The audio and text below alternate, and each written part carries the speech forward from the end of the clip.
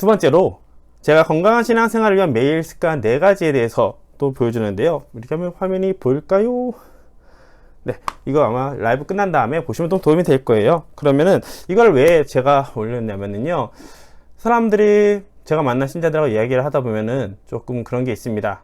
우리가 일상에서 신앙생활을 할 때 하느님을 자주 잊게 돼요. 내가 하느님을 선택했고 하느님 안에서 참 행복을 느끼고 체험했다는 것을 알고 있지만, 그 아는 것을 토요일이나 주일에 성당에 와서 혹은 봉사를 하는 것으로 만족하는 경우도 굉장히 많습니다. 하지만 아시다시피 월요일부터 금요일까지 혹은 토요일까지의 시간은 하느님 없이 나 혼자 하는 생활이 아니에요. 오히려 매일매일을 살아가면서 내가 하느님께 어떻게 다가갈 것인지, 또 내가 하느님의 사랑을 얼만큼 기억하고 있는지, 그렇게 하루하루 내 모습, 내 삶을 확인하고 살아간다면 우리가 오히려 하느님께 매일 나와 함께하는 하느님을 체험할 수 있을 겁니다. 그러다 보니까 매일 우리가 건강하게 신앙생활 할 수 있는 습관 4가지로 이렇게 제가 권장을 드렸죠. 첫 번째는 매일 아침 기도입니다.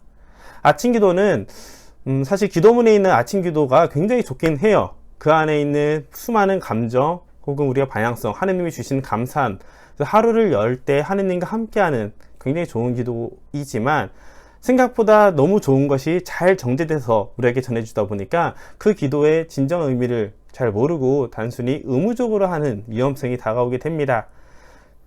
그럴 때는 오히려 아침 기도를 기도문에 있는 걸로 받쳐줬지만, 내가 하루를 시작하면서 하느님께 무엇을 청하는지, 즉 하루를 시작할 때 하느님한테 내가 어떻게 나가는지 방향성을 같이 도와달라고 청한다면은 하루를 살면서도 하느님과 함께하는 의식을 하고 살아갈 수 있게 될 거예요. 이게 얼마나 좋은 중요한 포인트냐면, 내가 무언가를 하느님이 오늘 나를 사랑해 주시고 날 지켜주실 거야 라고 생각을 하고 하루를 시작할 때 내가 느끼는 수많은 여러 가지 사건들 안에서도 인간적인 감정도 나타나겠지만, 그보다 더 하느님이 나와 함께 했으니까 날 보여주셨네, 감사합니다. 혹은 이거 안에서 하느님이 나에게 어떤 뜻을 주시려는 걸까 라는 생각을 하게 된다는 거예요.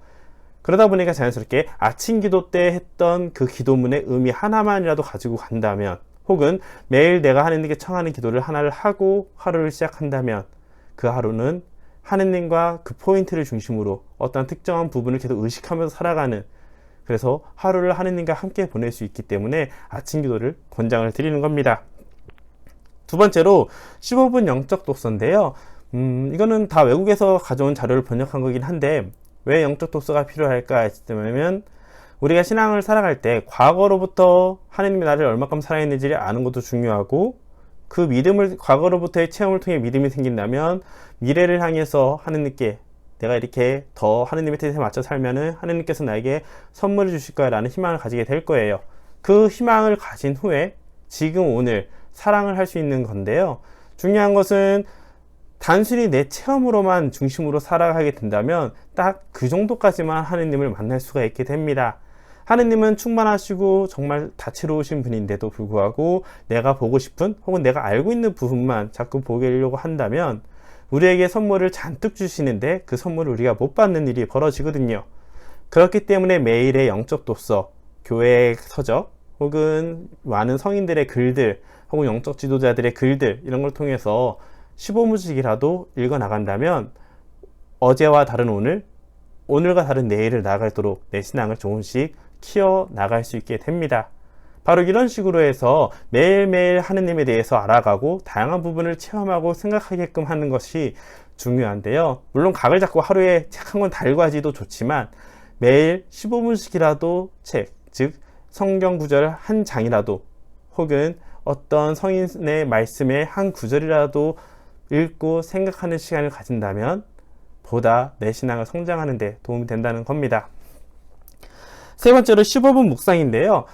영적 독서는 바깥쪽으로부터 내 안으로 하느님을 배우려는 자세라면, 15분 동안 묵상한다는 것은 잠깐 머물러서 내가 지금까지 어떻게 보냈는지 살펴보는 겁니다. 다른 말로 하면 영적 성찰, 양심 성찰이라고도 표현할 수 있겠죠.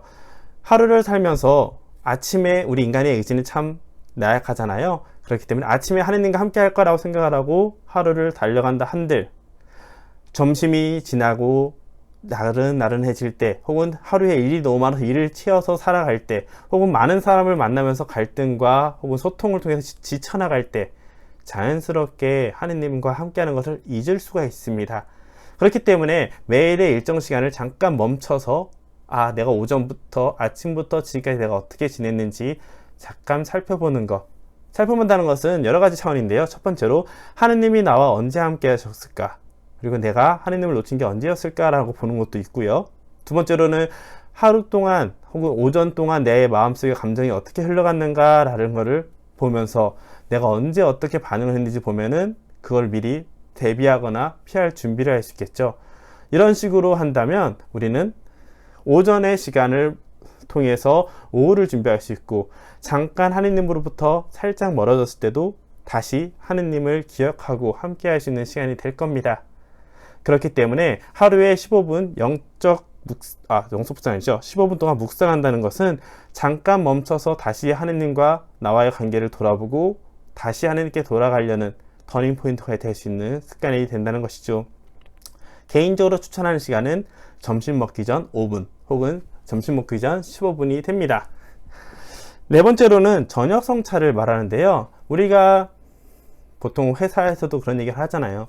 하루 동안 일했던 것을 집에까지 가져가서 그 일을 하지 말라고 하죠.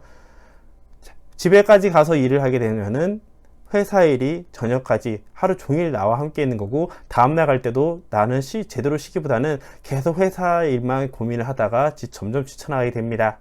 마찬가지로 오늘 하루를 마무리하면서 내가 어떤 잘못을 했는지, 혹은 내가 어떤 힘듦이 있었는지, 혹은 내가 어떤 감사함이 있었는지, 아까 말했던 묵상은 하루에 일정 기간마다 멈춰서 나를 돌아본다면, 저녁은 하루 동안 내가 했던 모든 일을 매듭을 짓는 시간으로 보시면 좋을 겁니다.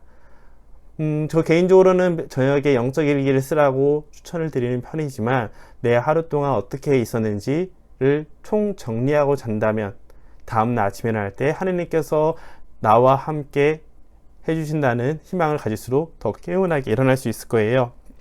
그래서 제가 이렇게 써놓은 것이죠. 하루를 어떻게 보내셨나요? 우리의 실수와 잘못을 살펴보고 하느님께 필요한 은총을 청하세요. 하느님을 닮아가는 데 든든한 힘이 되어줄 겁니다.